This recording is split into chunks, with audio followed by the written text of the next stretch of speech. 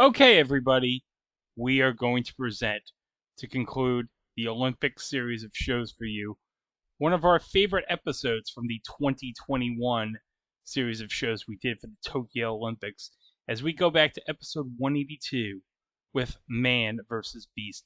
And this has some of our favorite moments of the series in this episode, like Kobayashi against that bear, the monkey that's very proud of its nakedness, that chimp where he was trying to go up the pole. That was great. And if I remember correctly, I think the focus zebra, that was a great moment.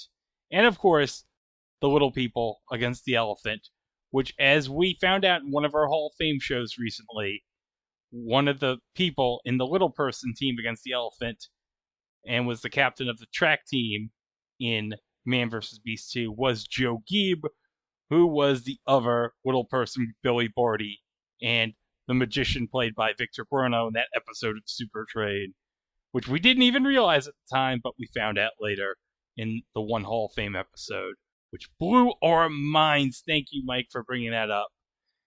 But here we go. Let's take a look back at Man versus Beast. An anthology about the bad, the short-lived, and the forgotten shows and events in television history. This is It Was a Thing on TV. Punisher!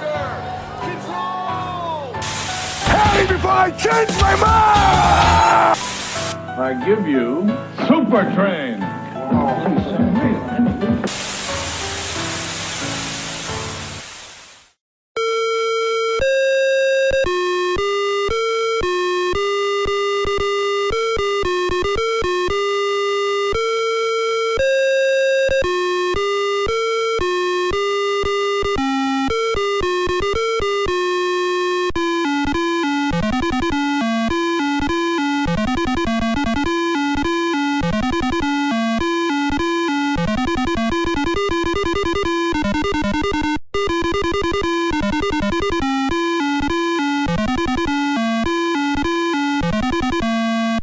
Episode 182, submission number 101, Man vs. Beast.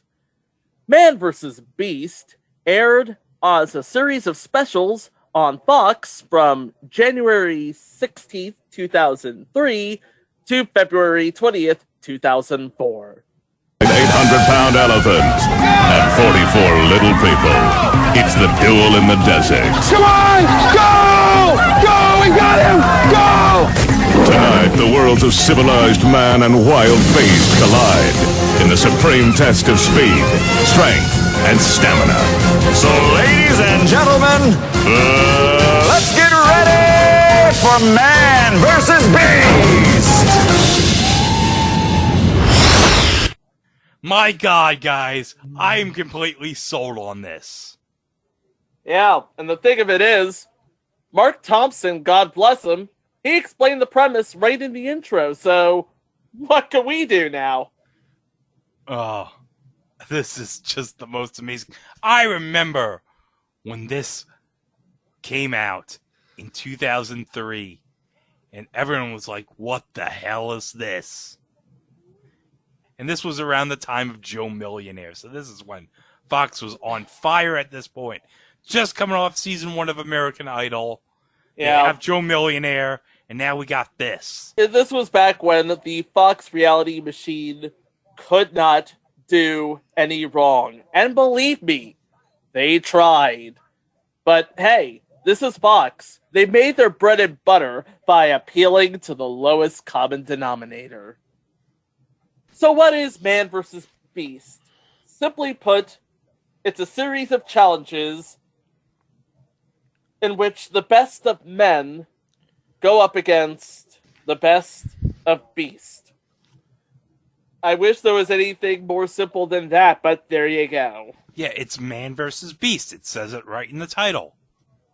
Yeah, I mean, this was from the same creativity workhouse out of Fox that gave us the When Blanks Do Blank sort of special. Oh, yeah. Oh, they went overboard on those back in the early 2000s. and the late 1990s, Yeah. where every special on Fox has a big title and then a small, sort of lengthy subtitle. This one broke all the rules. For one, it did not have a subtitle. I mean, even season 1 of American Idol had American Idol, The Search for a Superstar. Yeah, everyone forgets that. It had the Search for a Superstar in the title. It's like before it was American Idol. It was American Idol, The Search for a Superstar. Well, and also, just like all those shows back in the day, Chico, it was announced by Mark Thompson. Because, of course, it was. Hey. Because everything that was on Fox back then was announced by Mark Thompson. Oh, yeah. Mark Thompson, weatherman out of KTTV Fox 11 in Los Angeles. He got a lot of mileage out of his employment with News Corp. A lot of mileage. Can we describe the types of events on Man vs. Beast? Sure, why not? Otherwise, it's just us talking about Mark Thompson. Yeah, it started out with a bear competing against, and how timely and how well is this orchestrated? A bear going up against Takeru Kobayashi in a hot dog eating contest. Oh, yeah. And you know who they got to announce the hot dog eating contest? I do. Who'd they get, Chico? Here's a hint. It wasn't Mark Thompson. No. It was the god of all ringside announcers, Michael freaking Buffer. We'll go on to Super Brawl on Sunday, February 21st, to face the reigning United States heavyweight champion, Bret Hitman Clark. And should we spoil it, guys? It's been, 18 years since this aired? Yeah, Kobayashi got his ass kicked by the bear. Yeah, but I tell you, if this was redone today in a Man vs. Beast 3, 17 or 18 years after it last aired, if the bear went up against Joey Chestnut, we all know who'd win. Yeah, the bear would totally kick his ass. Oh, no. No! Did you Kobayashi had 50 hot dogs. Joey Chestnut had 75. Oh, bull crap. You saw that bear. He was just eating. He was just eating the hot dogs casually. Kobayashi had fear in his eyes. I guarantee you, Joey Chestnut would crap his pants seeing the bear. He'd be like, the bear would just be like, "Love Joey Chestnut. You think you're so good, but I'm eating these hot dogs. Oh, these are so good." Meanwhile, the Kodiak bear would just grab the plate and wolf down all the He hot dogs. would. He would wolf it down. No, excuse me. No. Joey Chestnut has no gag reflex. Oh, He'll just just drop him in there. It'll look like a friggin' porn movie. Boo. Good night, everybody. If this was a video podcast, we'd insert the guy at the Yankees game with a thumbs down. Oh, you mean what I used on Facebook this morning after hearing about the Guardians? Hey, at least they got Tom Hanks to introduce it. Hey, you can't knock the music, though. No. Yeah, you know what? It's all nice they got Tom Hanks and stuff. I wish they would have used some of that money towards developing a decent logo. Hey. This is true. Their logo sucks. I mean, I appreciate the name change and the sentiment behind it, but come on. The logo sucks. The logo's very cheap, yes. At least Tom Hanks is recovered after Borat tried to kill him in Borat 2 with COVID. Hello, Ryan. In the Forrest Gumps. Please make an autograph. Sure. How do you spell your name? B? I'm sorry I ruined the twist from Borat 2, but you had Well, I've already seen it, so... Well, everyone's seen it at this point. Maybe there was one person holding out with Borat 2. Like, maybe I'm not gonna see it. We're sorry. Mike slowly raises Oh, his that's hand. right, Mike. I remember you were in the hospital when Borat 2 came out. No, he wasn't. Yeah, he was. It came out No, when it wasn't. No, Borat 2 was that. Well, Borat 2 was like whatever. before. No, I remember Borat 2 was like the night of the first debate it came out. Yeah, this was shortly before he went to the hospital. Oh, okay, shortly before. Yeah, I was probably spending time with the ex-girlfriend, Tui. Okay. Well, I hate to bring up those bad memories. Okay, let's get on with what else they had. Oh, God. Oh, Michael Buffer's stellar analysis was great, too, during the hot dog eating competition. It's so weird to hear Michael Buffer talk like a normal person. Oh, I think we need to put a little sample of it in this episode. Oh, yeah, let's hear Michael Buffer's commentary during the hot dog eating competition. Steve, I got to tell you something. When the bear came out, I saw a flash of fear for a second in Kobayashi's eyes because he's never faced a competition like this. It's unbelievable. See how casual the bear is. Now look at how many hot dogs Kobayashi has left. I don't see how he can beat this bear. You got to remember, Kobayashi is an eating machine. He's got a formula down where he just goes, never takes a break. He's steady. Right, and he also, as you can see, Michael, he has the water there because his mouth gets dry and it helps him digest the hot dogs. Well, Kobayashi is the greatest professional eater in the world. He's got this eating technique down to a science. It's 1 minute into the competition now. Kobayashi's doing very well. The bear is scooping them up, but, you know, obviously it's got a very different approach to eating. But see, he looks away and he takes a break because he doesn't know it's a competition. He's just a natural eating machine, and he'll take a break, look away, look at the lights, look at our cameramen, while Kobayashi never stops. You can see that dish is going down in front of Kobayashi. And look how skinny Kobayashi is, and look at the size of the bear. You know, I was really impressed when Kobayashi first came out. He's in great shape. You can tell he's an athlete. He's got great biceps, and he came out with a small stomach. He won't leave with one, but he's a fabulous-looking athlete.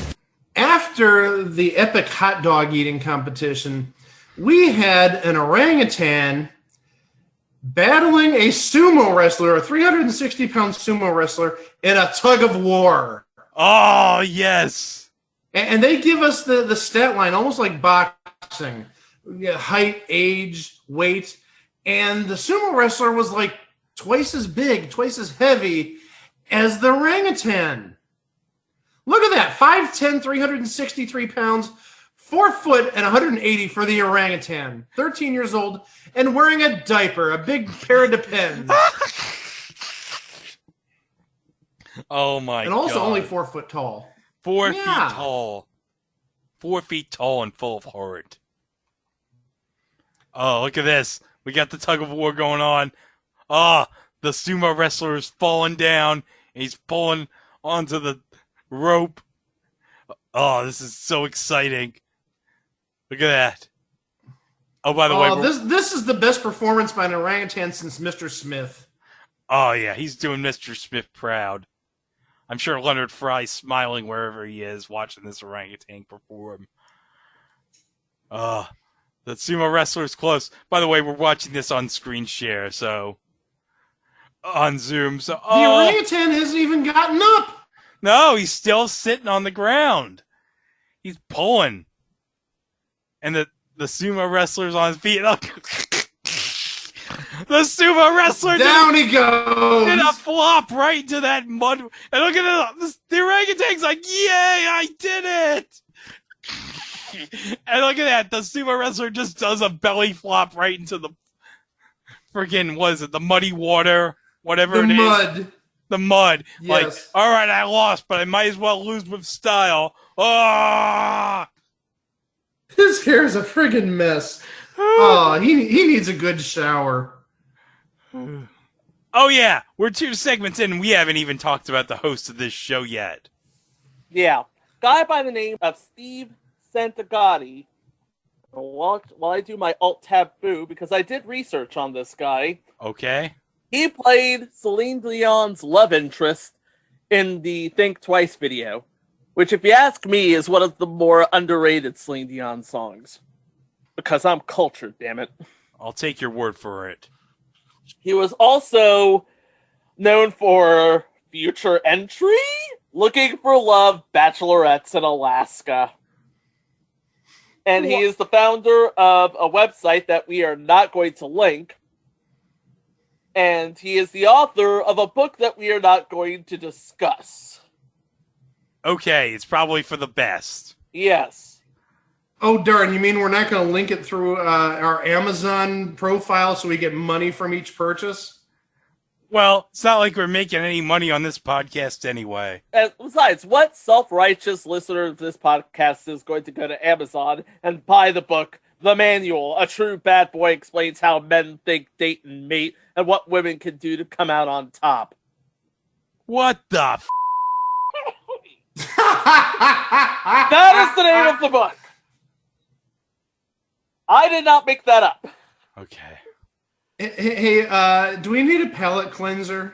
Yes, we do. All right. He also hosted the GSN show American Dream Derby. You remember that one with the horses? The horses? Oh, yeah. See, he was too good for that show. No, the show was too good for him. That's one of those things where it's like, okay, we all know I'm just here for a paycheck, so let's get on with it. The show was too good for him. That's why he started writing. Oh, jeez. Oh, no. Okay, but this is what y'all came here to see, folks.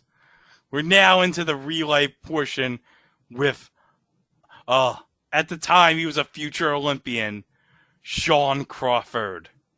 Chico, do you have research on Sean Crawford for us? Sean Crawford? Give me a second, and I will get research on Sean Crawford. While Chico's doing that, we need to talk about who is next to Steve breaking this down. We've only talked about this guy once in the last month before now, and we talked about him back in March on You Don't Know Jack, the one, the only, Carl Lewis.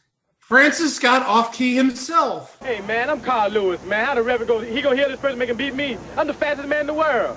I've raced horses, man. How this man in a wheelchair gonna beat me? I'm Carl Lewis. These people know. How this man gonna beat me? I'm Carl Lewis, man. I've raced horses. I'm the fastest man in the world. I am the fastest man in the world, Joe Piscopo. You're the fastest man in the world. In the world. I can't believe he came out here with a person inside a wheelchair to try to beat Carl Lewis. I am Carl Lewis, man. You know Carl Lewis? That's me. Carl Lewis, I'm fast. No man can beat me. So I did some research on Sean Crawford. Yeah, let's forget about Carl Lewis for now. We want to hear about Sean Crawford. Carl Lewis, no. Sean Crawford is actually a retired sprinter. He medaled in Athens and Beijing. He has 1 gold, 2 silvers. Oh, that's nice. That's good, yeah. He's decent. So, yeah, he's a pretty good, if you get 3 medals, that's pretty good. He's no Carl Lewis, though. No. I'm Carl Lewis. I'm Carl Lewis. I race horses. Well, it's true, he did race horses. He did race horses. Yeah, because he's Carl Lewis. Oh, wait. There's one more thing. You notice I said he did not make it to London or Rio. He was banned for 2 years for missing doping tests. Oh. Uh-oh. Uh-oh. Oh, no. Uh-oh. Oh, no. It gets worse. Oh, what happened? It can't get worse. What? He gave his Olympic medal to, this is from Truth by Consensus Wikipedia, and it links to an ESPN story from 2009, where Netherlands Antilles sprinter Trendy Martina lost his appeal to be reinstated as the silver medalist in the Beijing Olympics. And Sean Crawford actually kept second place, even though the American already gave his silver medal to Martina. And Walter Dix of the U.S. keeps the bronze. So, how can I say this except... Thank you. Thanks, Miss St. James. Oh, Susan, you know, it's a good thing your husband's not producing the Olympics this year. Oh, God. Oh, no. So, Sean Crawford, the best Fox can get on such short notice, he is racing a giraffe. A giraffe. And giraffes, of course, we got the tail to tape here. The giraffe is the tallest land mammal on Earth at 12 feet high. This particular giraffe is 12 feet high and weighs exactly 1.5 tons. Or 3,000 pounds. Yes. And the giraffe is 2 years old. So, yeah. Sean Crawford has a... oh, by the way, Sean could run 100 in 9.94. This is in 2003 numbers. And the beast is unknown! Oh, jeez. Really? Is time in Beastland like parts unknown in wrestling? I don't think anybody's ever gone to the jungles of Africa just to time how fast a giraffe can run the 100 meters. That seems like a good science-based question. How fast does a giraffe run? We know how fast a cheetah can run. Yes. It's a good question, but there's too many lions and hyenas and other deadly animals in the jungle. No, it's not reasonable. Okay. So let's see how this race ends. Hold on, we want to hear Carl's analysis here. Let's go down. You know what? Let's go down to Carl Lewis on the field. Carl! We'll be racing on a different surface. In the inside, where all the animals will be running, it's a Herald surface, which horses generally use. And Sean, he'll be running on this packed dirt surface. He's not used to that surface. And right now, the temperature is 46 degrees and dropping. And we as sprinters liked it at least 65, so that's going to make it tougher for him as well. I love it when athletes try and sound smart. Okay, want me to play the audio here? Yeah, okay, you know what? Let's play the call here. Let's go to our starter for the beginning of the race. Ready? On your mark. And Mike's drinking it like, I'm not going to take this. Okay, here they go. And Sean Crawford's just pulling right out ahead of the giraffe. There's a huge distance between... Oh, and now the giraffe looks like it's having some sort of problem. And Sean Crawford is racing ahead for an easy win. That trip-up clearly prevented the giraffe from hitting top speed. Sean Crawford living up to his reputation. And we don't even know what top speed is for a giraffe. Stop making this dramatic. Good clean start. There goes Sean zipping out in front. The giraffe cannot catch up. And then all of a sudden, bam! That may have cost him the race. Let's go to Carl at trackside, who's with Sean. Yeah, that was some awkward gait there by the giraffe. It wasn't tough at all. I just focused on my start and got out and just kept my stride going so I can get to the finish line. Well, Sean, your time was 13 seconds. How do you feel about that? I feel that's kind of slow, but it's good because I'm conserving myself. Okay, you ready? They look like twins. Okay, back to you, Steve. Oh, now we're getting to the best part. The zebra. And oh my God, I remember on Tony Kornheiser's old ESPN radio show, he so loved Man vs. Beast. Just for this part. He really did. And he hyped up this segment, and this is one of my all-time favorites, with the zebra and Sean Crawford. And let's look at the tail of the tape for this. Now this is the same man, but a different beast. And of course, according to the tail of the tape, the zebra weighs 600 pounds and has like a foot of a disadvantage. I don't know how long he is though, but I can tell you right now, Sean Crawford's got 18 years on Mr. Zebra, and nobody knows what his 100 meters is. So, you know what? If I was doing this, I probably would have gotten with a biologist or something, and see what the actual statistics are. Okay, guys, but let's hear what Carl Lewis has to say about the keys to this race. And this is what, as I mentioned, when Tony Kornheiser was fascinated by this segment, this is the part he always loved. Okay? You ready for this? You bring it on. Here we go. Your keys to victory. For Sean to beat the Beast, he must get off to a good, clean start and treat this race like any other. For the Beast to beat the human, the zebra must stay focused. And the zebra must also realize he's in a race, because normally the zebra will run only in the wild.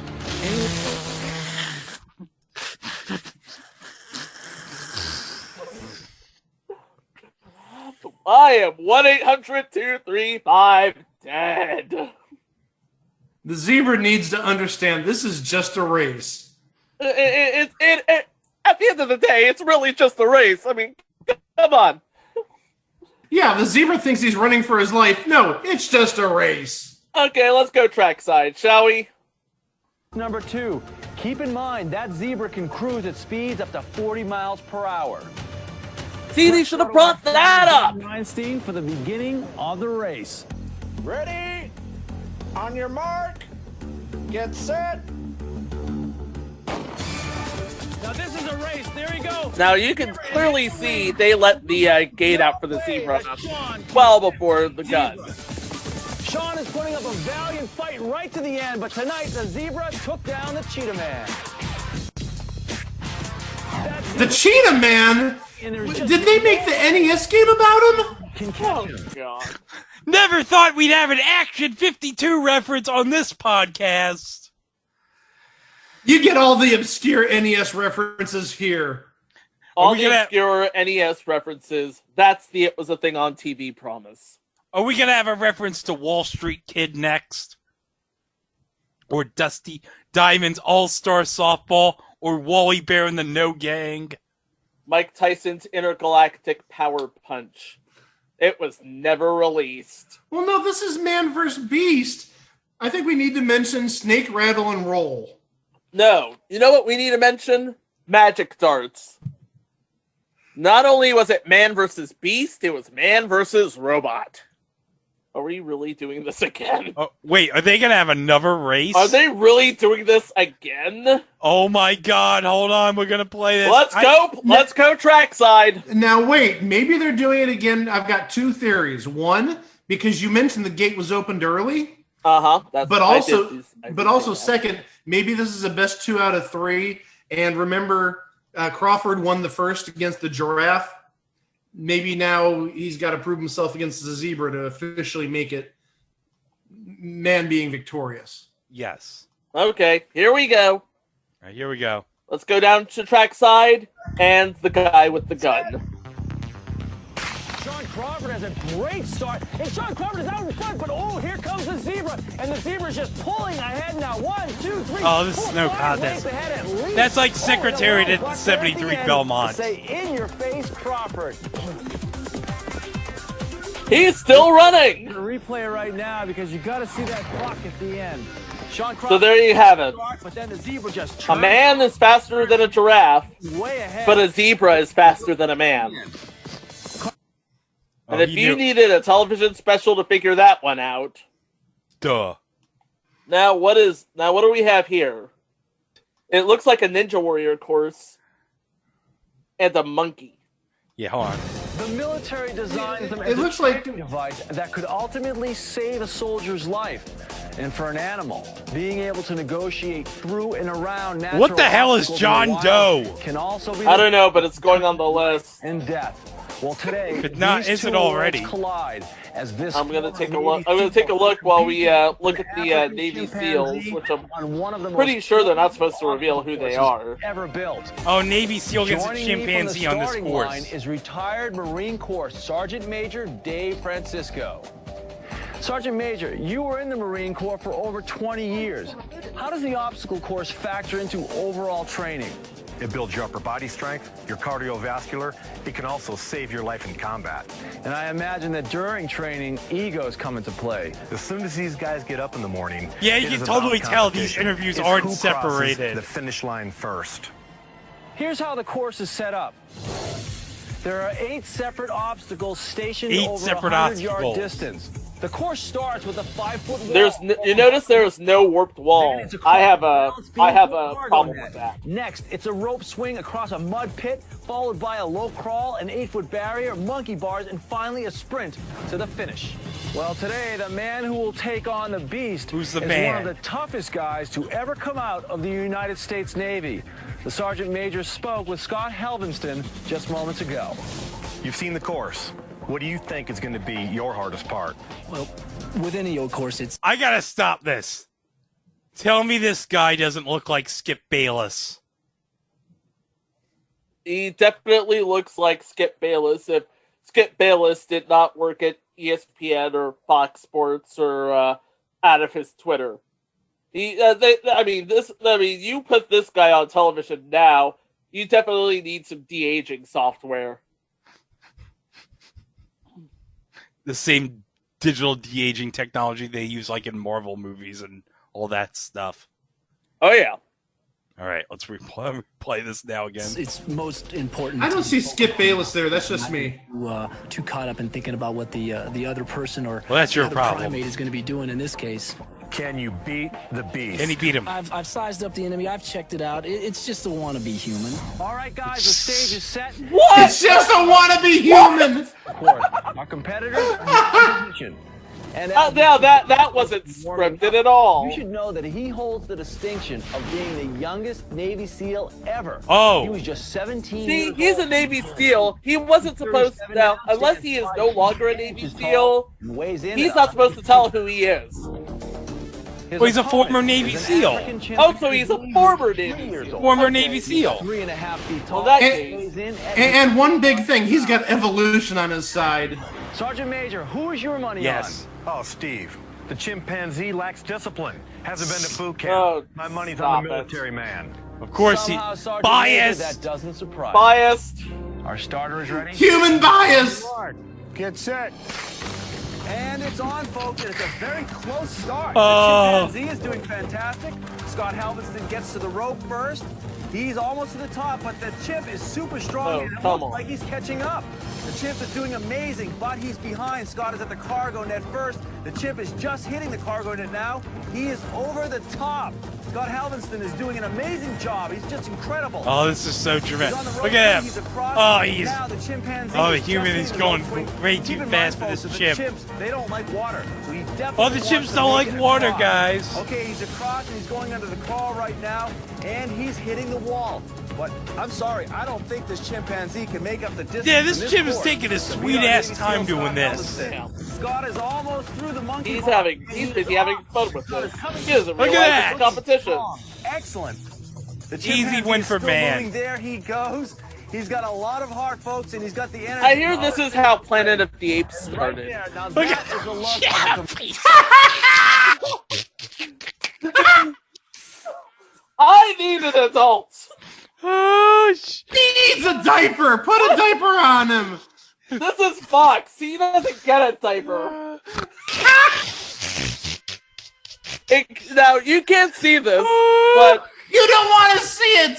No. Do I want to paint a mental picture? Yes. Let's just say the chimp is competing as God created him.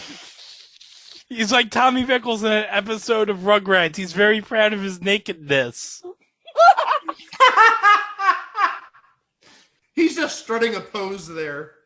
Oh, okay. Yeah, now he's smiling. Yeah, baby, that's what I got down there. Oh, no. So You're in not the end... supposed to do that unless you win. Well, you know what? He was a winner. Hi, Keysla. Hold on. This is going to be even better than Herb Abrams. Keith, are you ready for this? Okay, Keith, we're watching Man versus Beast. A guy versus a chimp in an assault course. The chimp just lost, and he's not wearing any underwear. I see that. I see that. Good night, everybody. Oh my gosh. Oh, I love that Chico Sisters' 2 cameos on this show have been about Herb Abrams and this. Herb Abrams and a chimp competing as the good Lord made him. Oh my gosh. Oh, but guys, we're not even into the main event of the first Man versus Beast. Okay, we're it looks like we're just getting there. Yeah, here we have go. An elephant. An elephant. And we have an airplane. Clearly an American Airlines livery, but they're not going to show it. Oh, they cover it up with... Look at that. They cover it up with some tape. Like a giant... But seriously, it's like, how many airplanes do you know that don't bother to paint their planes. Yeah, they're like Airstream trailers. They're just plain aluminum. Oh, yeah. Clearly an American Airlines plane. This is clearly an American Airlines plane. But we have Big Man versus Beast signage on the side. Oh, yeah. And who is this guy? I don't know. Some guy with I believe that is Jules Sylvester, noted animal expert. Oh, okay. Oh, yeah. He is like on every other episode of 1,000 Ways to Die. I love this guy. Oh, yeah, I was just going to mention that. That's really one of the few things that he's known for is 1,000 Ways to Die. So, what is an elephant doing next to a plane? And what is a plane doing next to... Hey, is that Brad Williams? I swear to God, I just saw Brad Williams. Hold on, let me replay it. I don't even know who Brad Williams is. Brad Williams is a stand-up comedian, but he is also a little person. Right at the upper left corner. Here? I swear to God, that's Brad... No, right below him. This guy? I swear to God, that's Brad Williams. This guy with the big-ass forehead right here? The guy with the big-ass forehead, yes. Oh. He's a stand. Now Brad Williams is a stand-up comedian and also a little person. I follow him on Instagram, so maybe you should ask him. Were you on Man vs. Beast? I should ask him that. Well, okay. Just take a snappy and just say at Brad Williams comic. This you, bruv. I don't want to disappoint you. That guy looks like he's a lot older than Brad Williams' age back in 2003, which would have been 19. Yeah. Oh. Shame. Oh, well. Sorry to burst the old bubble there. I love this bald-headed guy right here. He's ready to go. He's ready to go. He's talking about go. He's talking about go. He's like, ooh, I'm ready for this. Oh. Okay. So, what is this? Did they have a practice thing here? They had a practice. They had a practice thing with the airplane. They're like, oh my God, this airplane. It's so big. And they have a coach. They have a coach. Because what's a team without a coach? They're all chugging. They were pulling that airplane with all their hearts. Oh. And that guy, by the way, is Joe Geeb, who is the team captain. Let's hear the interview with the guy who was, he was like talking about go. He's Joe Geeb. He's the team captain. He's the team captain. All right, let's hear an interview. He is the team captain. Let's hear an interview with the captain of the little people. Here we go. We're finally clear for takeoff. Charlie, I've seen strongmen pull airplanes before, but your team is vertically challenged. Is that going to make any difference to you at all? Yeah, they're going to have to keep their balance, lean forward, and really drive with their legs. Joe, how do you feel on this one? You confident? Oh, Jules, very, very positive here. With this low center of gravity, I think that we're going to be a winner. Well, I'll be honest with you, man. I'm putting my money on the elephant, man. Well, you're an animal lover. I know my people. Come on. Okay. Well, the best of luck to you. Anyway, Steve, back to you. All right, guys, this is how the competition is going to work. How's it going to work? Both man and beast will be attached to their individual aircraft. The elephant has been outfitted with a 30-pound synthetic harness that is connected to the plane's front tire by a steel cable. The little people are secured not only to the plane, but to themselves. They're joined together by 5 different ropes. The planes are identical. Each has a wingspan of 155 feet, and from nose to tail, they are both 180 feet long. At their highest point, our DC-10s top out at 58 feet. Whoa. Again, each plane weighs in at over 230,000 pounds. Our competitors attempt to pull their plane a distance of 25 yards, and whoever gets there first is the winner. Who's gonna win this thing? Yeah! Yeah! Let's go humans! Look at that elephant, he's like, oh! Man and beast are take set that, to go, man, so I'm gonna beat the duel in the desert is on. Ready, set, go! Here we go! Oh no, the video didn't touch. Okay, here we go. Whoever recorded this, damn it, cut off 3 seconds. Look at the elephant. You can only imagine how difficult it is For the little people, these jets oh are God! huge. I don't even know if anybody's making any headway here. His jet going. So now the elephant's like, oh, I'm gonna walk here. Look at this, folks. Look at these little people pull. Look at that! Look at the heart of these little people. They are determined, and it is going to be close. Yeah, the elephant's like, I'm gonna pull this along. Keep in mind, it's when the front wheel of the jet crosses the finish line. Okay, the first group of little people have crossed the finish line. The elephant is just making it now. And I'll tell you what, it's very close. It's very close, folks. It's incredible. I love how dramatic he's making this sound. Oh yeah, he's making this incredibly dramatic. He's milking the crap out of this. 44 little people are going toe-to-toe with an Asian elephant. Oh.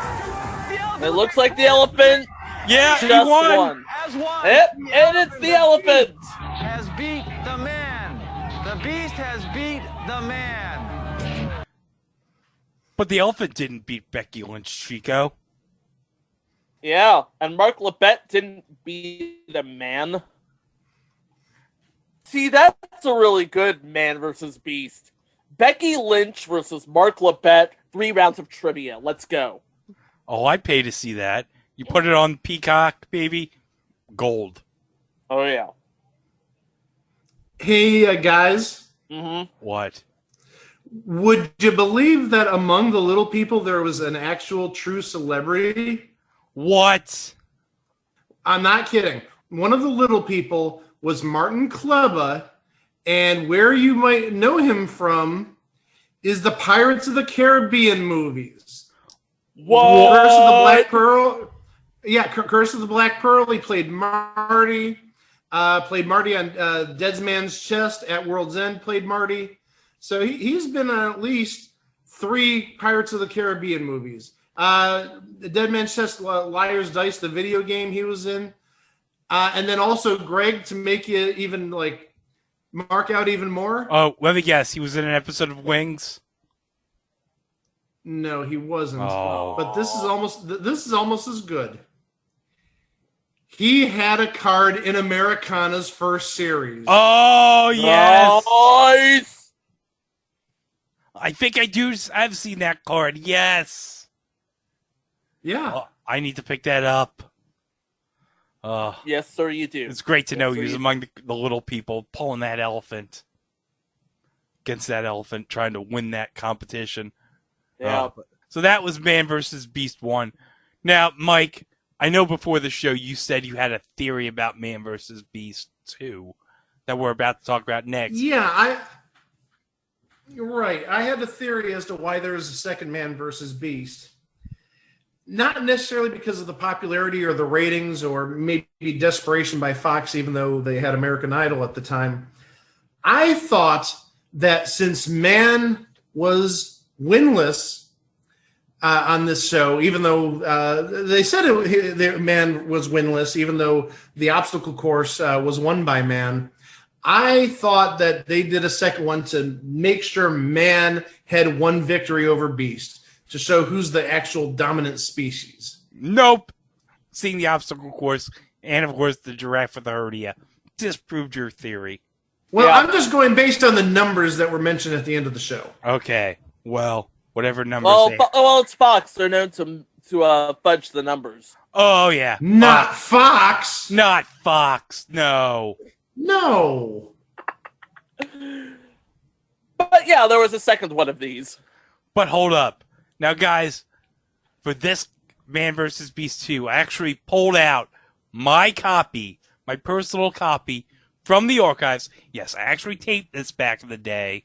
Oh, wow. If you can believe this. So this is my original VHS copy I transferred to DVD. But can we talk about what preceded this? That I have, for some reason, the first 2 minutes of this. I actually saw it. It was a future entry, The Great American Celebrity Spelling Bee. Hosted by John O'Hurley. Hosted by John O'Hurley, because Fox needed some class up in this joint. And I believe it was won by Corbin Burnson. This was in the period after L.A. Law, but before Psych for Corbin Burnson. Oh, he was in a TV series with Dule Hill and James Rode Rodriguez. I like that. Hey, but how can we forget about Corbin Burnson on the show? How much is enough? We'll get to covering that one too. Yeah, hey guys, you want to hear a joke? Do you know how much is enough? 8? How much is enough? Enough. Enough. Oh, enough is enough. No, we're not. Wait, we're not done yet. There's still another one we gotta cover. All right, here we go. Man versus Beast 2. Do you want to hear the exciting? And they still could not afford underwear for the chimp. Okay, here we go. No animals were harmed. Thank God. Okay, here we go. I believe that phrase is trademarked. So. Oh, okay. American Humane monitored the animal action. No animals were harmed. Oh, we might get sued for saying that. Whatever. No animals were harmed. Oh, no. I just said that. Tonight, it's survival of the fittest. Hey, it's the shirtless Tongan guy from this morning. On Man vs. Beast 2. A world-class It is not the shirt. an Olympic hopeful, a Samoan legend, and 4 little people. Versus a purebred black Labrador. A black Labrador? Human orangutan. Oh. An An African orangutan. pansy. Look at it. Another chimp. A camel. A camel. Watch out, they spit. It's the leap on the lake. The leap on the Man and lake. beast take a long jump of a short pier. Ah. Is this purebred man's best friend or his worst enemy? Olympic hopeful Brian Clay won't settle until it gets the gold. Then, does All-American gymnast Marshall Irwin have what it takes to dead hang in the Garden of the Beast? It's the Battle of the Bar. The Battle of the Bar. Swinging back and forth. Now this takes some guts. Oh. In this jungle, it's Are they doing the flex arm hang? This last time I did one of those was in high school. 2 ordinary Or trees. middle school. 2 extraordinary climbers. I was born and raised on the tree. It's an extreme exhibition of brute strength. No, it's not the shirtless Tongan guy from this morning. Then, it's the return of the little people. Oh, the return of the They're little back, people. And they want revenge. Oh, I want it bad. I want to do it for my dad and make him proud. Last time, they lost by inches in a test of strength. They did to not an lose by 8,000-pound inches. elephant. It was not inches, Mark Thompson. Test of speed. It was feet. Epic revenge of the little people. What are they even playing against? Hearts of gold beat a 1,500-pound, 7-foot-tall A camel. Of course, it's a camel. A very upset camel. A very upset camel. Tonight, and a very upset little person. Man and wild beast collide in the supreme test of speed, strength, and stamina. There's no magic, no illusions. It's completely real. Oh. So, ladies and gentlemen, let's get Oh, we're not gonna play that. We might get sued. No. We don't want to get sued. No, I'm sorry, Michael. Let's just get ready. Let's just get ready. I'm glad okay? they recycled it from Man vs. Beast 1, so. Okay. They got their money's worth from Michael Buffer somehow. Okay. We're just going to get ready here. Back on the outcome, but not today. Brian Clay is considered smart. Brian Clay, I have no idea who Power in this his is. legs is off the chart. Brian As for the Clay. beast, Labradors are low to the ground. Brian Clay is a decathlete who was the Summer Olympic champion in Beijing. Okay. And he got a silver in Athens, but he got a gold in Beijing. Oh, good. And he ended up speaking at the Republican National Convention in 2008 for some reason. Well, in fairness, it was John McCain and not Mr. Black. Yeah. Yeah. Oh, Okay. here's why. Clay is a devoted Christian. Okay, that's cool. Well, less said about that. Okay. Okay, so Brian Clay, American decathlete, gold medalist. Competing against a dog. Gold medalist in our hearts. Oh, Except yeah. for Mike, who is a cat person. But you know what? That's cool. You know what? This black Labrador. Look at him swim. Look at him. Somebody say black Labradorian? Okay, he's like, All right, here we go with the tail of the tape. Are you ready for the tail of the tape? Here we go. Yes. I hear those dogs make really good rescues. Oh yeah. Oh, you can't go wrong with a lab. You really can't. No, best dogs ever. Clear advantage in both height and weight. He's 23 years old, and the Beast is 4, which is 28 in human years, putting them both in their jumping prime. However, the Beast's best long jump is a world record 26 feet 6 inches. Now that's 3 feet longer than any dog has jumped, and almost a foot better than Brian has ever jumped in competition. Let's go to Carl with the specifics of this Oh, here we go, event. Carl's analysis. Each competitor will run on a specially designed rubber surface that will be placed over the length of this 200-foot dock. They will both attempt to leap into the 60-foot deep waters of Castaic Lake. Water temperature should not be an issue. Temperature right now is a balmy 78 degrees. The distance will be judged from the end of the dock to whatever part of their body hits the water the farthest from the dock. As in Olympic competitions, this will be a best out of 3 event. All right, Carl, here we go. Thanks for the explanation, Carl. So he's going to go first. The leap on the lake is on. He has here got we to go. be nervous, but Brian Clay looks optimistic. He's definitely ready for his first jump. There he goes. He looks very determined, that Brian Clay. He is gone. And Nice. Now that looked to me like at least the dog's like, oh my god, I don't know how I'm going to beat That was this. a good jump, Brian Clay. Good jump. Fantastic. Now, Carl. Do they have a reading on that? Brian, what was it like jumping in the water? It's not like sand at all. No, it's a little weird, but I think on the next 2 jumps, I'll get it down. Let's take a look at the landing. Now talk me through the landing. I feel like I'm coming out. Water's nothing but wet sand, man. Earlier than I'd like to. Normally you land on that sand. Yeah, that looks like 24 feet. Straight to the bottom. Well, that's a good start. 3 inches. Well, that's 25 feet for 25 Brian, feet. A very impressive jump. Okay. Now let's see what the Beast can do. And now here's a dog. He's itching to go. Look at him. Chica, what do you focus think on the that dog's big thinking foul right decoy now? His trainer Mike Jackson is holding. I get through this. Throw the I decoy get my all kibble. into the dock, and the Beast is going. No, I think He is just. I think I know what the dog is thinking. What is the dog This, thinking? this is sort of like the keys to victory with the zebra earlier. The dog needs to know this is just a race. That was just incredible, Carl. Well, it seemed like he went off to the right just a little bit. Do you think that made a difference? Well, we want to keep him away from the barrier, so I erred on the side of caution. Oh, okay. Well, let's go to the replay. All right. Here comes the landing. Look at that. Look at, he got his feet up. Oh, he was fetching for his life there. Wow. That was impressive. Remember, it's the furthest point, and On the the head furthest and the collar points. of the Beast is still above water at the 26-foot mark, and that's what we're looking for. That means that Brian is really going to have Oh to turn it no, on he's in got his to. next He's got. jump Brian's got to to turn even it get on here. close. He's got to turn it up. Brian Clay All right, second jump. gently getting ready. Speaking a few We're words gonna have to, pour on the juice here, Brian. He just won excellent stride, excellent speed as he leaves the dock. What a jump that was! Wow! That looked longer than his Dog's like, last oh jump. boy, I That was don't know an how I'm excellent going to beat jump, that Brian jump. Clay. Brian Clay, he just came in with 26. 26. Oh, what impressive 26 jump. feet. I don't know, it looked more like 25 and a half, but Let's see how then he again, does on his side. I'm not the one scoring Look at that this. intensity This in is the eye of the Fox. beast. This is a super fast competitor. They are known for punching the numbers a What bit. a launch that was.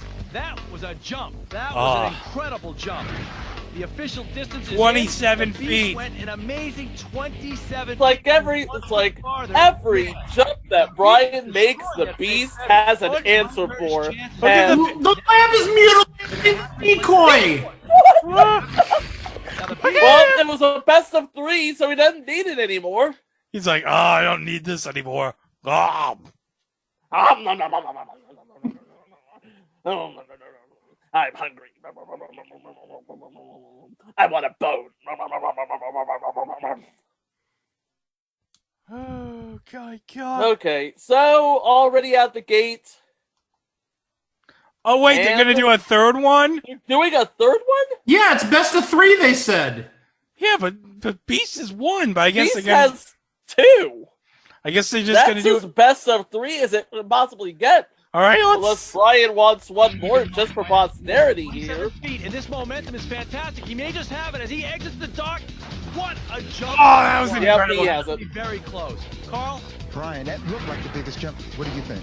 I tried to get a little closer to See, if he did that the first few times, this wouldn't be an issue. Wouldn't be Remember, an Brian, issue. the distance is the farthest distance away from the board. Right. So your left foot was out a little bit more, right at 27 feet. So we've got a tie.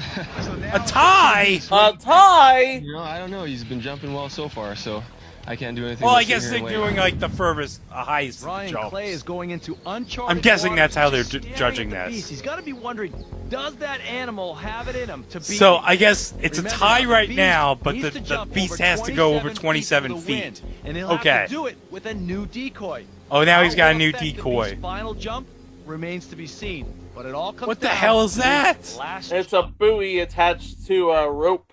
Morgan, here he goes. It's a football buoy attached to a... Oh, I don't know. That looked a little shallow. We're gonna have to wait. I don't know. He's a dumb dog. He thinks it's a decoy of a duck. I want the duck. Give me the duck. I want the duck. Oh, no, this was no. not. He fell way Not even short. close. Right, it's close. At the No. end, he seemed like he flew at the end. Morgan, what are you He's doing like, here? oh no. The water, Morgan. The results are in. The judges have reviewed the That tape. was not even And a the try. beast edged out Brian by a mere 6 inches, and as you can see, his forward momentum carried him. Wait, to the wait a minute, 27 what? and a half foot mark. What? The key was It was the furthest. He literally won by a nose. Oh, I'm calling bullshit on this. Oh, great! Now we're getting our explicit rating back again. Already we have controversy on the second Man versus Beast. Controversy on something from Fox? No. I am shocked. This is my shocked face. And now, here's a throwback to your childhood. It's the Flex Arm hang with an orangutan versus this guy. A gymnast. A gymnast. I don't know the gymnast. Let's play it here, and we might get some information about this gymnast. The superpower of an orangutan in a dead hang competition that will be the ultimate test of will. The ultimate test and of with me will. tonight to provide commentary are two experts in the field, premier animal behaviorist Sid Yost, and America's most decorated male gymnast, Olympic gold medal winner Bart Connor.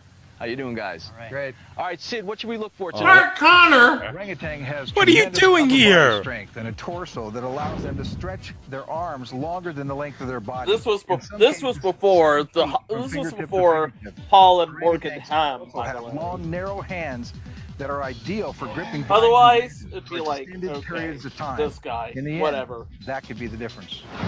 Well, Bart, that sounds impressive. Well, it certainly does, but man possesses something that the beast doesn't. That's heart and soul.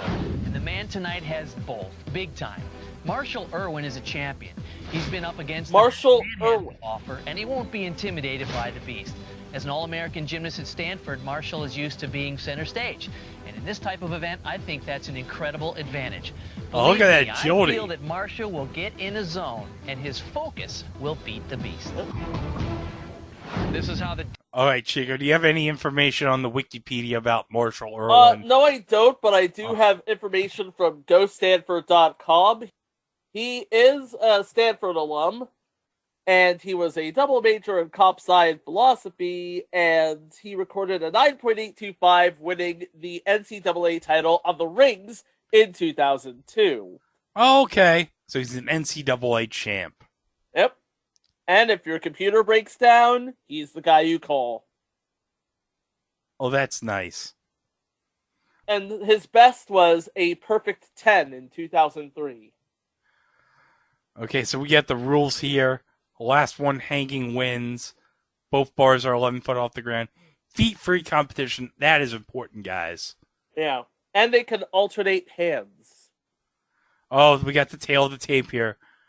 The man is 5'3". The beast is 211. The man has like almost a 70-pound weight advantage on the beast. Age is 23. The beast is 5, but in human years it's 10. I love how they have the animal age crossed out, translated into human years. I appreciate the conversion. Yes. Saves us the trouble. And the reach. Oh, the beast has a slight advantage. Yep, the beast has a half an inch wingspan advantage. Oh my god. Okay, here we go. We're watching this. And here we go. Marshall smiling. You know how that's Oh an no, move. illegal. He's got one hand still on the bar. It's over. It is over. Oh no. He won on a technicality. Yeah, they said that you can't use your legs. Oh no, the beast.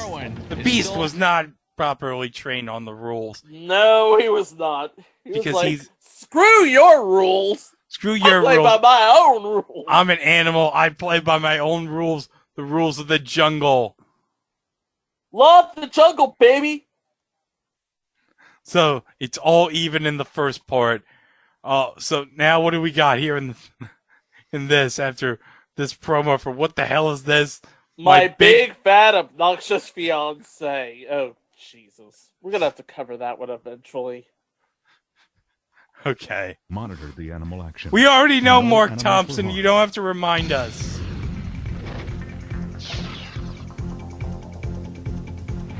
So far tonight, both man and beast have been victorious in one event Yes. each.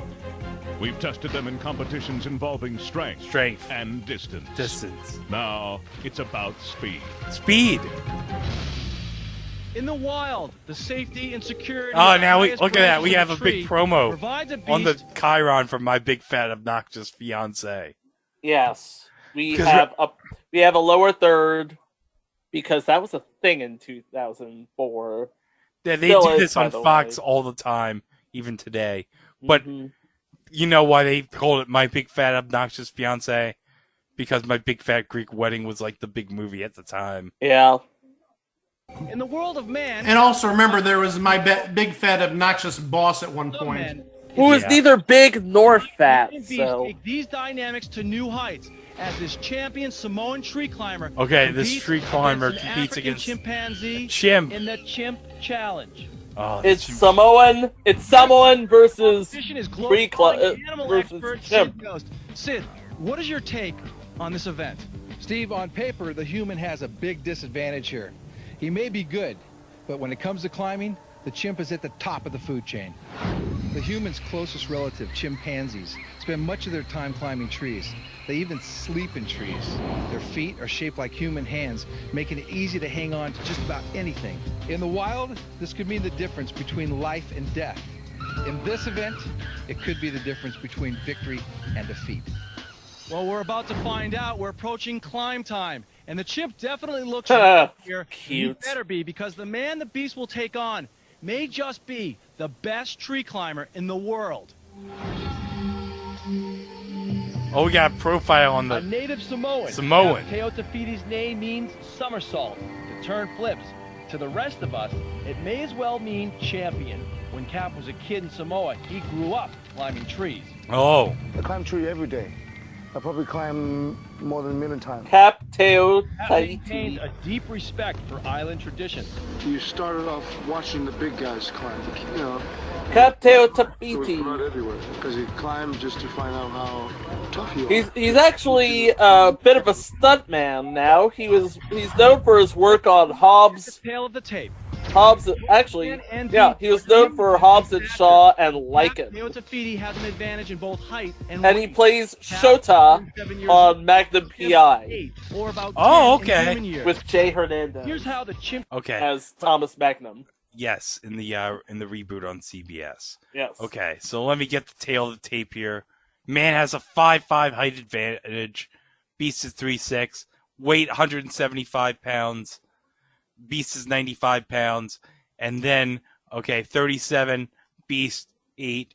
And what's the 10 in 10. human years? What? I don't understand that conversion at all. I don't get that. Okay. Okay, here we go. Here's the tree climbing competition. Here we go. You Here we ready, go. guys? touches the tree. All right, here we go, Sid. What do you think? Remember, it's 40 feet On the tree now. straight up. Looks like it's a dead even match. Look at this. Incredible. The chimp is actually doing a great job.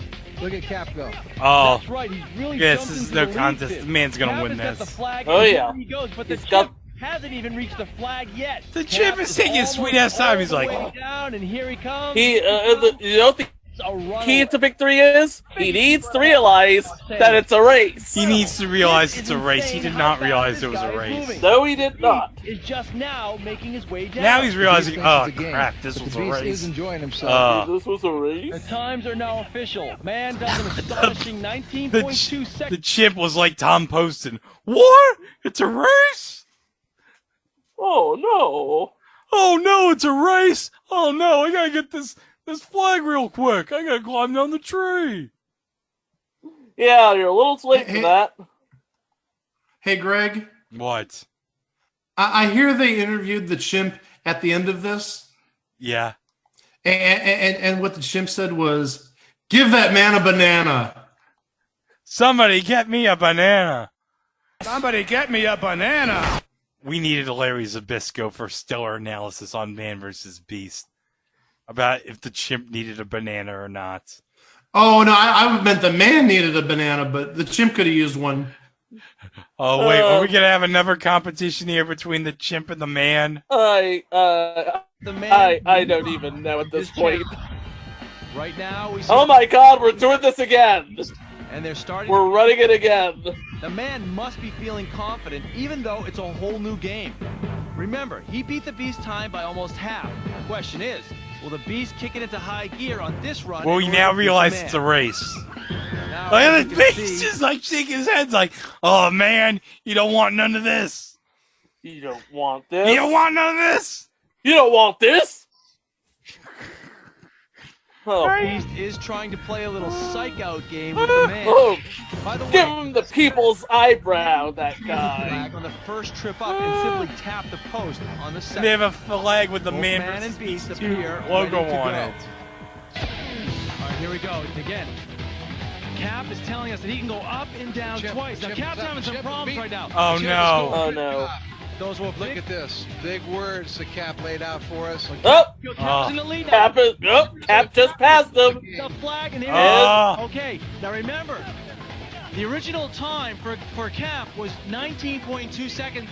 The Beast has captured the this flag. is over. All the chimp has to do is come on. Well, at least, hey, the chimp got to the flag. Now he has to go back up Wait, now again he's... one more time and down one more Wait, time. oh, he gotta go back twice. The chimp is already halfway down the tree. The chimp is already like on his first halfway on his first try. Obviously has to be tired. Oh my gosh, he's struggling. Look at that. This is the third time up the tree for the man. Is he struggling? Only the second time up the tree for struggling. The he looks completely under control, easing his way down step the by chimp's step. like taking his sweet ass time. Like, is clearly okay, I'm catching up now. Big mistake, and right now we have the chimp is down. The chimp is down. He has beat Cap. I can only imagine how tired Cap must be. I'm sorry, what? Really? I don't understand. I don't. Yo, you're just making up the rules as you go along, aren't you? Oh, the chimp, just like the first 20, he's just like, yup, I'm proud. Yeah, man. Who's the alpha now? Say I'm your alpha. Say I'm your alpha. He's like Superman doing a pose. And he's still not wearing any pants. Why do you always do that thing? Do what? That thing you do when you're fighting. And this thing that you do when you whip your hair when you're fighting with the arm and the hair and you do like a fighting pose. It's a fighting pose. You're a total poser. I'm not a poser. Oh, come on. I mean, they're great poses, but it does look like you think everyone's looking at you like all the time. Such a poser. Ugh, that was disgusting. I wonder what Yelena thought about that pose that the chimp made. She was probably too busy being programmed by the Red Room by Ray Winstone. Spoilers, Mike still hasn't seen the movie yet. Oh yeah, I forgot. He's barely on phase 1 at this point. I have no idea what you're talking about. Don't worry, you'll catch up in about 3 years. Is this MCU stuff? Yes. Oh, well, I'm going to have to follow some of it because, the Indians are now the Guardians of the Galaxy. Oh, yes. Oh, wait. By the way, we did talk about last week, since you guys don't hear the post stuff, and we didn't record this, we had this great theory about the ending to Black Widow. Spoiler alert! Spoiler alert! Julia Louis-Dreyfus has a hookup with Valentina. Yeah, that's her character. Has a hookup with the Red Skull somewhere, being like, "Hey, Julia Louis-Dreyfus, you're not gonna believe what I just saw. I just saw Hawkeye and Black Widow fight here, and like freaking Black Widow went down a cliff, and I think Hawkeye killed her." By the way, Julia Louis-Dreyfus, did you know I ordered the Olympic treble cast and it's terrible? You know, Julia Louis-Dreyfus, I have a question. Why is a Nazi like me ordering a package that has red, white, and blue on it? I have no idea. Well, it is true. Why? It is true. But back to, I'm pretty certain that Clyde was rigged. Oh, yeah, Fox, you know they rigged that. Wait a minute, hold up, guys. I left the commercials in here on this video. Yes, you did. Am I seeing a pre-Soup Joel McHale in this Burger King promo right here? That is a pre-Soup Joel McHale. He's fresh out of football at Washington. He played football at Washington, right? I think. Yeah, but he's not that young. He played football at Washington, but that was back in like the early 90s, and this is 2004, so... Yeah, because wasn't Joel McHale on Almost Live? Yes. Yeah, and that was definitely like early, mid-90s. Look at this guy, he's so happy! Yeah. He's got Burger King! He's a champion. Who had a Whopper with double lettuce? Nice job. Double cheese, double onion. Nice.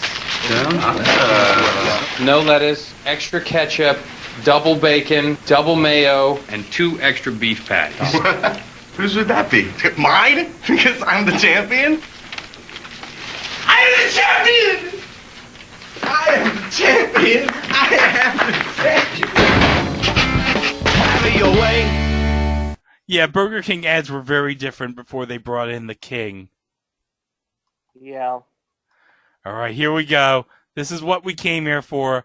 The main event, the sequel to the elephant competition from the first race. Here we go. When they engaged in a supreme test of strength by pulling a DC-10 airplane. In the end, the elephant won out, beating the little people by just inches. Tonight they're back and they want revenge. But this time it's not a test of strength, but a test of speed.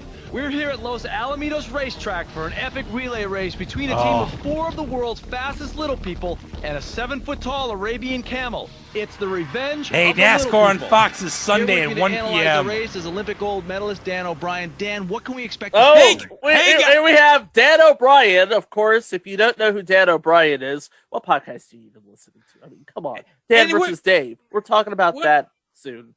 We'll talk about that next week. But yeah, Dan O'Brien, 1996 gold medalist in the decathlon. A very stellar athlete. Let's hear what Dan has to say about this competition here. Steve, this is really an intriguing matchup. On one hand, you have Team Man, who must perform with speed, strategy, and coordination. On the other hand, you have the Beast, whose only concern is getting to the finish line as fast as he can. Our human team is focused on the task ahead, but the Beast will rely solely on instinct. This should be one for the books. You're looking live at Team Man as they prepare for tonight's race. They're an elite squad of runners, and for them, this event is more than just a race. For the little people, it's Oh, about look payback. at this guy stretching. Oh! We really and truly want to win this. Last time it was close, but this one, we have a second. It wasn't close. We really and truly want to win this one. Hey, it's the same guy. On the Yeah, they strength brought Joe competition. back as the coach. Now they're going for speed. It's a huge challenge. Huge challenge. We have nothing at all in our favor. They're running from their heart, and, you know, they're going to be there. Yes, sir. The idea is not to be waiting for him to come there. Just take off and he'll reach your hand. They've worked their butts off. They've been doing push-ups, Oh, they've been doing sit-ups, push-ups. running, you know, stretching. Stretching is very big in my book.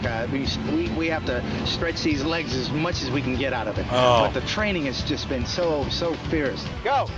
What is undeniable is Team Man's determination and drive to finally come away victorious against the Beast. 1, 2, 3, Team Man! We are just moments away from and Steve is still wearing that jacket. Don't care for the man, but I love that jacket. Oh, sweetest jacket. Yeah, he's written some crappy books, but you know what? He's got a sweet jacket. Okay. time. Can we get to the tail of the tape, please? Because we have massive more physical little people. Look at this camel! In fact, And it one is the Arabian largest camel. beast known to man. Over the course of the day, they can negotiate over 25 miles in the most rugged terrain on the planet.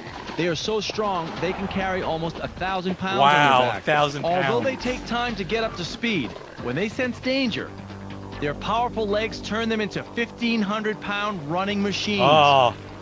Let's go to Dan O'Brien, who's with Team Man. Dan? You guys warmed up and ready to go? Absolutely. Yes, sir. All right, Joe, I know you're not running tonight, but you are the team captain here. What's Oh, gonna be Joe your strategy? isn't running Well, our tonight. strategy No, is right off the he's the get-go. We have coach. to come out of the chute in a hurry. I Well, have he my was the main coach man right here, last Mr. time. Daniel Artrand. He's the No, quickest but one we have on the he's- team here. right. I think he's He's going to just get us. got Then I his, have like, Steve track Babiar. He's going to coach take us right around the outfit corner. Then I have Mighty Mike to hit us on the straightaway. Mighty And Mike. then the final lap is my son, Frank Gibb. Oh, And, he's got his that's it. Oh, son he has racing. his son. Well, it's a pretty intimidating specimen out there, this beast. What do you think so Well, far? we just saw the beast for the first time, and we were, I tell you, a little intimidated. We didn't, we knew it was going to be big, but we didn't realize it was going to be that big. So, like I would say, we're back to the chute again. We got to get out of the chute first of all to get the lead, and I think that's a major point there. All right, Frankie, how badly do you want to win? Oh, I want it bad. I want to do it for my dad and make him proud. Team Man. Oh, I wanted Frank. bad. I don't know what to tell you. Oh. Can we just get to the tail of the tape, please? Yeah, just hold on a second. Oh, I can't get over it. All right, here we Okay. go. The beast is 10 years old, but he's like... No, the beast is 4 years old, but he's 10 in human years. Combined age, I guess, is 27. The average age is 27, and the beast is 10. The combined weight, we have at man 462 pounds combined. They are svelte little people, and the beast has a weight of 1,500 pounds, and the beast has, even with all four of the runners, the beast has 2 2/3 feet advantage on him. No, it's 2 and 6. 2 feet 6 inches. Because the The- combined height is 4 feet. No, 2'8". Oh, okay. I forget yeah. that it's like 11 inches, right? Play the tape, Greg. 12 inches. Don't make me reach through this computer. Whatever. Just play the tape. Oh, look at And this is a completely blank slate. Everybody's going in cold. Nobody knows how fast the men are. Nobody knows how fast the camel is. No, this is all a mystery. So we're going to find out how this is going to run. All right. For Team Hold Man, on. We got to have Dan O'Brien's thoughts about his analysis, just like Carl Lewis with the Focus Zebra. Carl Lewis was busy with the dog. Okay, here we go. Here's Dan O'Brien's analysis of this race and what the keys to victory. Here we go. Keys to victory. For Team Man to win, it's a combination of several factors. A fast start is essential. The baton handoff must be swift and clean, and whoever runs the anchor leg has to put it in high gear from the first step. For the beast, it's focus, focus, focus. It cannot be distracted even for a split second. Once a runner, man or Watch it be beast, loses their distracted. stride, it's over. Woo, shiny red ball. The elements are with us tonight. It's a crisp 58 degrees, and the track conditions are excellent. Take a look at the track for a moment, if you will. Look at that track. It's harrowed, and now that's the side the beast will be running on. On Oh, the they other side, separated it. it has been packed, and that's the side the Team Man will be competing on. And in between them is a barrier. Now, this is a safety measure because keep in mind, this beast weighs close to 2,000 pounds, and should Oh, something go obvious, wrong, guy. the results could be devastating. I'm shocked. Team Man loosening up and keeping warm, getting rid of some of that nervous energy. They have to be nervous right now. Last time they were beaten. Here's by Team just Man stretching. Remember, it's a staggered start, 330-yard dash. Oh, look at that and camel. The camel is incredibly ornery. Oh, he's so incredibly horny. Okay, here we go. We're getting ready for this race. Now. All right, here Hey, if I was on a special on Fox, I'd be ornery too. Free to go and are in position. Daniel Artran is ready. He's in the blocks. Now remember, the Beast is a notoriously slow starter. This should play into the hands of Team Man, whose strategy is to get out fast, get the lead, and keep it. The Beast is in the starting gate. The revenge of the little people begins as soon as former Olympic starter Dan Reinstein counts us down, and here we go. On your marks. Set. We have a clean start, and Team Man is off fast. Okay, as predicted, the Beast is making a slow, unsteady start out of the gate. And Daniel Artran has gotten Team Man up to the lead that they wanted. The question now is, will the Beast turn it on? Okay, the first handoff is clean, and the Beast is still on. No, wait, there he goes, and the Beast is now starting what do I to go. see? The Camel is Run, moving. The question is, I gotta will hurry he up. be too far back to catch up? Team Man is running there at a good, clean pace, but all of a sudden, look at the energy now. Now the Camel is really kicking it into high gear and closing the gap. I don't know, I saw a little bit of an unsteadiness there. Clean, but the Camel is clearly catching up. He is now, in fact, passing Mike Murga and is in front of him by at least 4 or 5 yards. Oh. He started slowly, but now he is moving quickly. And the Look at next that, the Camel gave a look like, will oh, you're not be going to catch critical. me. Mike Murga handing it off to Frank Gibb. Oh, that is a bad Oh. pass. That's a Bad hands-off. Frank Oh, Gibb just turned. look at this guy go! Look at this little guy! And closing the gap. The Camel is slowing down, and it's anybody's race. We're down to the finish Ah. line, and oh! It is Oh! That's way too close to call. photo What a finish! race. As an Olympic competition, the judges are going to be looking for whose chest crossed the finish line first. That will determine Hold up. the winner. Who's what? I'm sorry, what? I'm sure you two have never seen the Bobcat Goldthwait John Candy classic Hot to Trot. But there was actually. I've heard of it, never seen it, but Okay, I've heard of Chico's has seen it. Okay. Now, Chico, you remember that there was a photo finish in the movie, right? I do. Do you remember how they determined the winner of the race? Whose face got across first? No, not his face. John Candy's character's front teeth crossed the finish line first. Yeah. Because he's a talking horse. Hey, Mike, did you know that movie has Dabney Coleman in it, who is the villain, and he's great? Play the damn tape. I did know that, yes. Oh, you need to see. Everyone needs to see Hot and to Trot once in their life. What's this?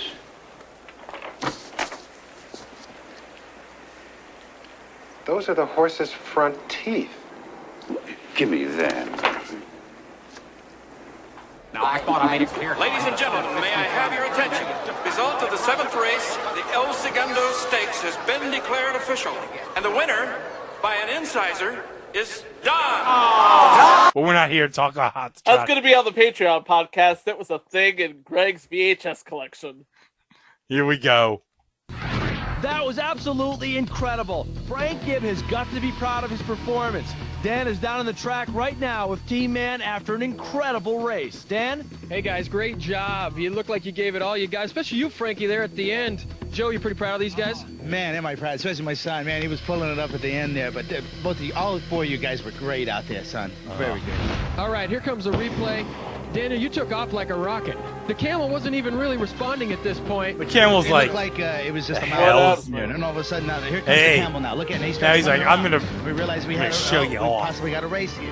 Well, here comes the rest of the team. Steve, did you know he was coming after you at this point? No, I didn't. Not at all. I saw him. Here's the Camel. He's got like a hernia again. Like, oh man, we got a good start going. And then after I handed off the baton to Mike and I made sure he was going right there, I took a look back and I was like, uh-oh, we got a real race.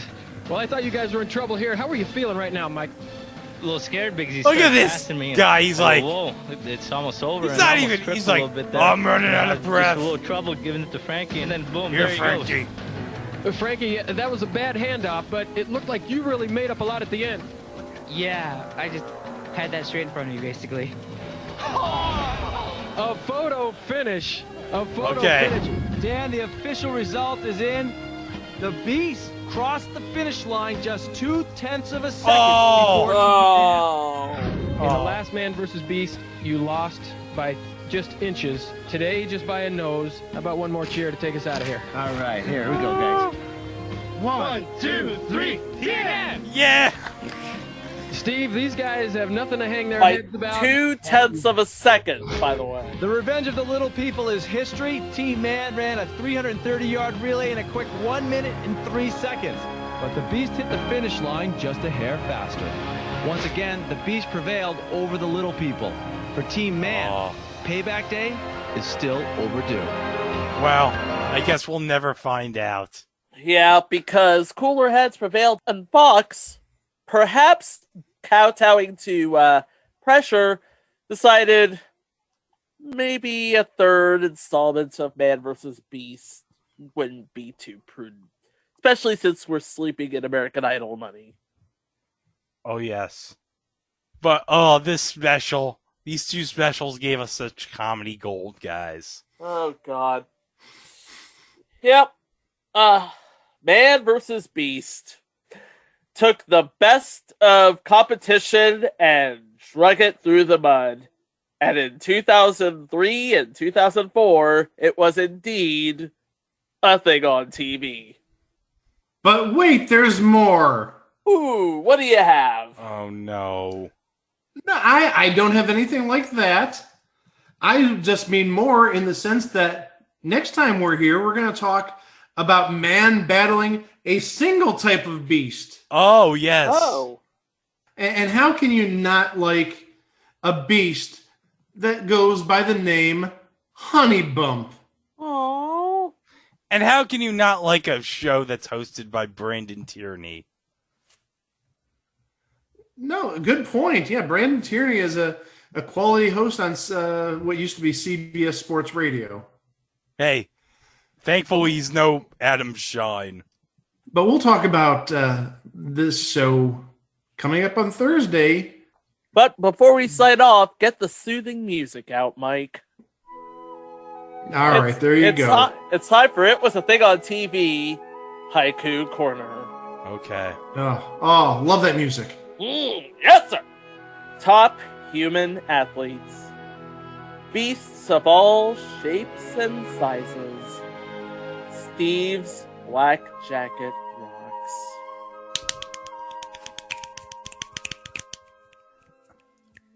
I don't do snaps, I just do fast claps. I'll take it. But yeah, you'll find out more about our next subject on the next episode of It Was a Thing on TV. Thanks for listening, and we'll see you on Thursday. Wow! Hey, Carl. As usual, awesome. What's the story? Well, I had to slow down a little bit over on the other side because my feet was about to burst into flames, and that happened before. I don't want that to happen because the track would have caught fire and killed a man in the wheelchair. But, Carl, you put Reverend Jimmy away. Do you feel good? Yeah, I feel real good. I knew what was going to happen before the race. I told you, I'm Carl Lewis. I don't lose races. I'm very fast, very quick. My feet still feel hot. The world's fastest human, and here comes Reverend Jimmy. Reverend, if you could just come right in here. How do you feel about that? Carl Lewis kind of blew you away, huh? Well, first of all, I'd like to congratulate Mr. Carl Lewis on running a fine race. He runs as a very fast human being, but it was a fake. What's talking about as a fake? I'm Carl Lewis. I was really running fast. Carl Lewis, I'm not saying you're a fake, but when this man's agent told me he was in a wheelchair, I knew the man couldn't walk, but what he neglected to tell me is that the man was suffering from an internal bleeding. Now, if I had known that, I would have healed the bleeding first, then healed the walking, and there would have been no contest. So I would... Sounds like a rematch to me, Carl. What do you got to say about that? You try to steal my glory, man. That was a fair race, man. That bleeding ain't got nothing to do with people running. Once I raced a cheetah, and right before we ran, the cheetah bit me, and I ran the race while bleeding profusely. So don't you tell me that bleeding has something to do with it. I have been running, bleeding all my life. I've always bled before races.